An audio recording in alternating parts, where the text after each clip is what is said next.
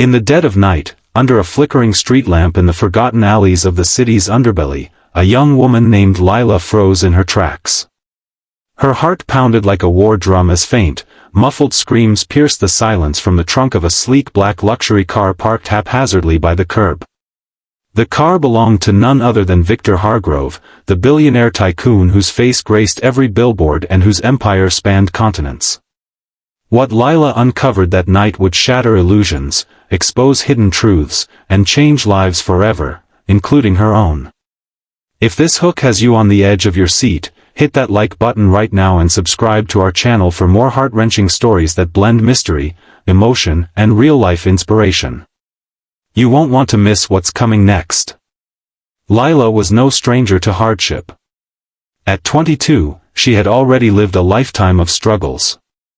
Orphaned at 12 when a factory fire claimed her parents, workers in one of Hargrove's own manufacturing plants, she bounced between foster homes until she aged out of the system. Now, she scraped by as a night shift cleaner in a dingy warehouse, her dreams of becoming a nurse buried under mountains of unpaid bills and the weight of survival. Her small frame, clad in threadbare jeans and a faded hoodie, blended into the shadows as she walked home from her shift, her mind replaying the day's humiliations, a supervisor's scolding for being 5 minutes late, the gnawing hunger from skipping lunch to save a few dollars. But tonight, something felt off. The air was thick with tension, and that car, Hargrove's personal Maybach, license plate reading Empire 1, sat there like a predator in wait. The screams came again, softer this time, like a child's whimpers mixed with desperate pleas. Lila's blood ran cold. She glanced around the empty street, no one else was there. Her instincts screamed to run, to mind her own business in a world where the poor didn't meddle with the powerful. But memories flooded her. Her mother's gentle voice reading bedtime stories about heroes who stood up for the weak, her father's calloused hands teaching her to fix a broken bike, insisting that kindness is the real strength. Swallowing her fear, Lila crept closer, her sneakers silent on the cracked pavement. The trunk was locked, but a loose latch caught her eye. With trembling hands, she pried it open just a crack, and what she saw shocked her to her core. Inside, curled up in the fetal position amid tangled ropes and a blanket stained with what looked like blood, was a little girl no older than 8. Her face was streaked with tears, her dress torn, and bruises marred her pale skin. But it wasn't just any child. Lila recognized her from the news alerts on her cracked phone screen earlier that day. Emma Hargrove, Victor's own granddaughter, reported missing hours ago amid whispers of a family dispute. The girl's eyes widened in terror, then hope, as she whispered, "Help me, please." Lila's world spun. This wasn't a random kidnapping, the screams were from Hargrove's kin, hidden in his own car. Why? Her mind raced with possibilities, ransom, revenge, or something far darker within the billionaire's gilded life. Before Lila could react, headlights pierced the darkness. A black SUV screeched to a halt, and 2 burly men in suits jumped out, Hargrove's security detail. "Hey! Get away from there," one barked, advancing with a menacing glare. Panic surged through Lila, but she stood her ground, shielding the trunk with her body. "She's hurt. Call the police," she yelled, her voice cracking but firm. The men hesitated, exchanging glances, before one pulled out a phone. Minutes later, sirens wailed, and chaos erupted.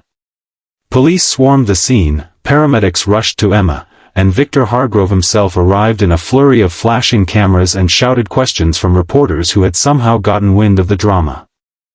As the night unfolded in the harsh lights of the police station, the truth unraveled like a frayed thread.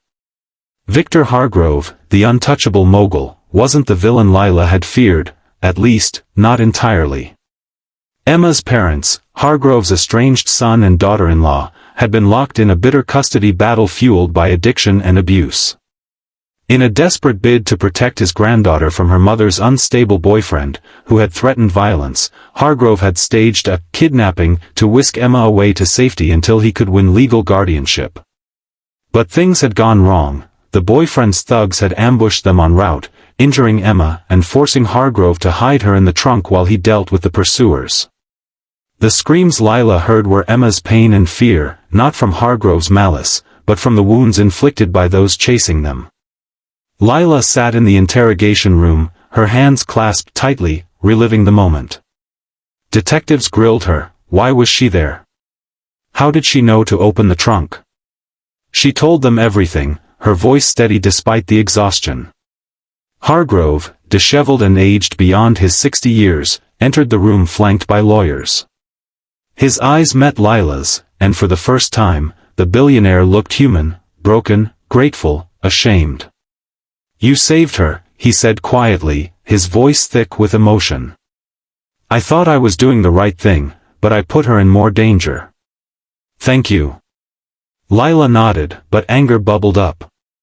"Your right thing almost got her killed. And what about people like me?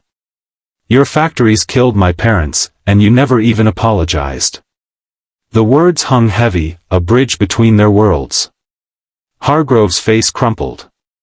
He confessed to the shortcuts in his empire, cost-cutting measures that led to safety violations, including the fire that orphaned Lila.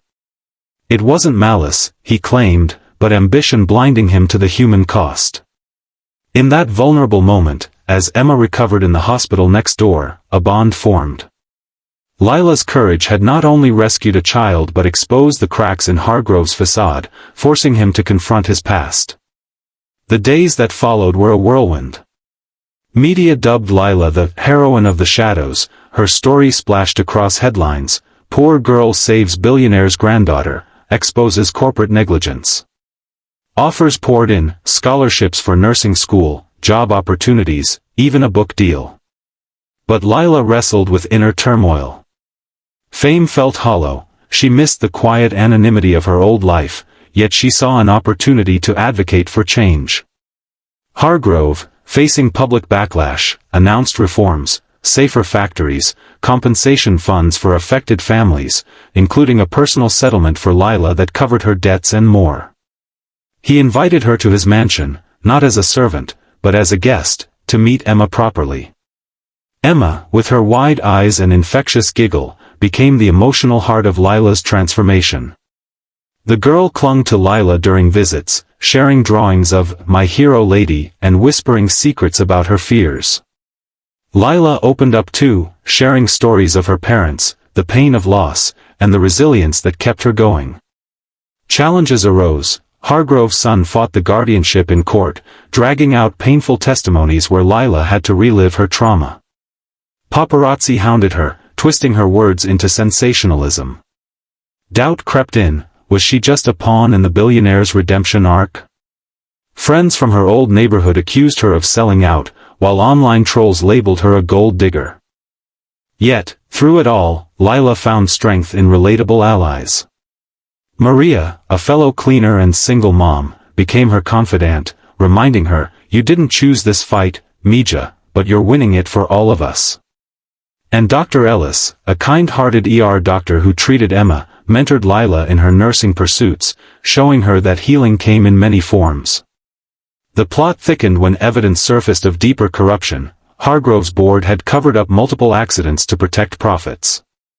Lila, armed with her settlement and newfound voice, joined a class-action lawsuit, testifying against the very man who had thanked her. It was a gut-wrenching betrayal, but necessary. Hargrove, to his credit, didn't fight back. Instead, he stepped down as CEO, pledging to fund worker advocacy groups. Resolution came slowly, like dawn after a storm.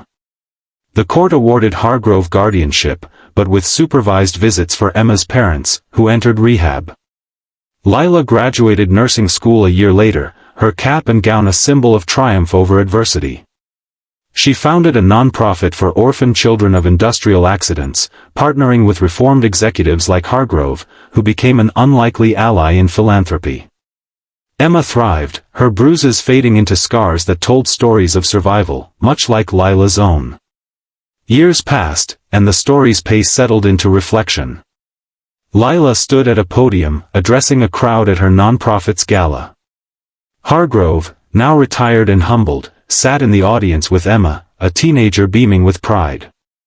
Life isn't about the cards you're dealt, Lila said, her voice steady and warm, but how you play them. I was poor, invisible, broken. But one night, hearing those screams, I chose to act. And in that choice, I found my power, and so can you. No matter your background, your voice matters. Stand up, speak out, and watch the world change. As the applause echoed, Lila felt a profound peace. The shocking discovery in that trunk hadn't just exposed a billionaire's secrets, it had unveiled the hero within a poor girl, proving that empathy and courage could bridge divides, heal wounds, and inspire generations. If this tale moved you, remember, real change starts with a single act. Like this video if it touched your heart, subscribe for more stories of hope and heroism, and share it with someone who needs to hear that they're not alone. Together, we can turn screams into songs of victory.